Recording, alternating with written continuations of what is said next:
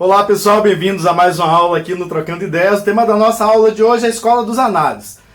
Mas o que é isso? Antes de começarmos a discutir a Escola dos Análises, é importante que coloquemos aqui uma explicação sobre o termo escola. Escola aqui não é entendido como o local em que você vai lá estudar e aprender um determinado conteúdo. Nesse sentido, aqui escola assume uma conotação mais voltada a fazer ou influenciar uma geração. Talvez você já tenha ouvido o termo determinado artista ele fez escola, ou uma determinada escola artística ainda é seguida até hoje. Nesse sentido, estamos dizendo que houve um determinado artista, ou artista plástico, ou músico, que criou uma tendência, que os seus métodos, a sua maneira de fazer o trabalho artístico, de realizar o trabalho artístico, criou uma escola, ou seja, influenciou gerações até o ponto de que, ele não estando mais vivo, outras gerações de músicos, de artistas, enfim, de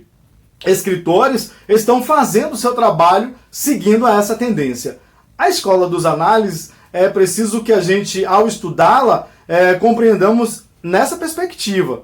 Então, nem sempre a história ela foi tida como ciência. A história ela não era vista como ciência até o século XIX, com as ideias do Augusto Comte, as ideias positivistas, que fizeram com que a história, e não só a história, mas várias áreas do conhecimento, fossem influenciadas numa perspectiva positivista, de progresso, de transformar, na verdade, toda a prática humana, aquelas práticas humanas na área do conhecimento, em ciência, ou seja, usar o rigor científico na produção ou na construção da historiografia. Para tanto, foi necessário criar aí eleger aquilo que seriam os documentos históricos, aquilo que seriam documentos que fariam a história ser escrita numa perspectiva isenta e ao mesmo tempo que elevasse aí esse espírito positivista de progresso. Então foi selecionado o documento histórico. Então o documento histórico, na verdade, ele é aquele documento que vai embasar a construção e a produção historiográfica a partir do século XIX, segundo as ideias positivistas. Acontece que os documentos que foram eleitos enquanto documentos históricos eram documentos oficiais. Então, apenas os documentos oficiais deveriam ser considerados documentos fidedignos, documentos históricos isentos para a produção da historiografia do século XIX. Essa perspectiva ela foi amplamente questionada pelos historiadores, muitos historiadores da época, e pelas ciências humanas.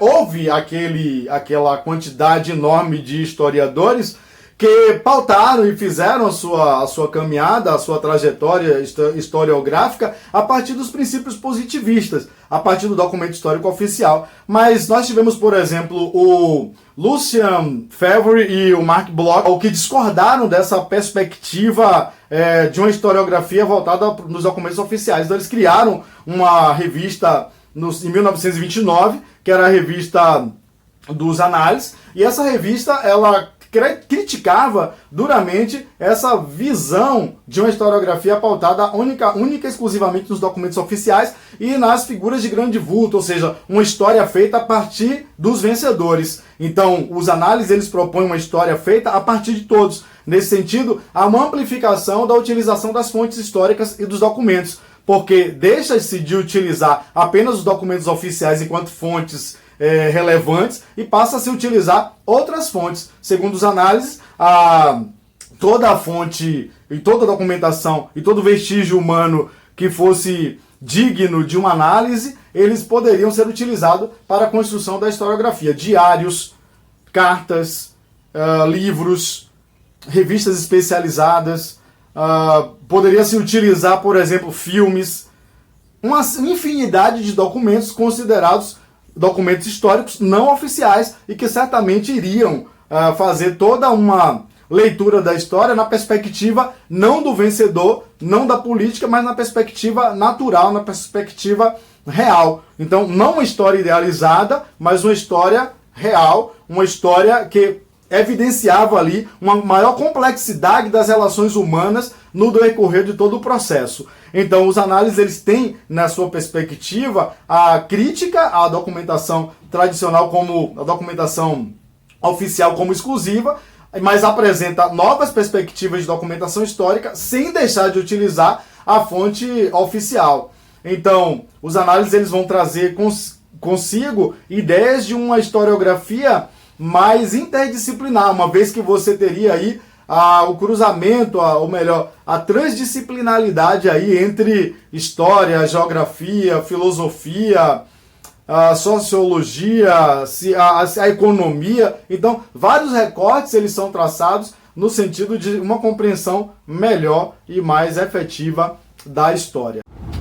Nesse aspecto, a obra de arte ela é um documento histórico, na medida em que o trabalho do artista ele extrapola critérios de beleza ou convenções meramente técnicas. O artista expressa a cultura através da sua visão de mundo e, ao mesmo tempo, expressa a visão de mundo de todo o entorno à sua volta, nos dando importantes referências e pistas tanto da história recente quanto da história mais remota. Haja visto, são os museus, são instituições que trabalham com a preservação da cultura e da memória, tendo no objeto artístico a sua principal fonte.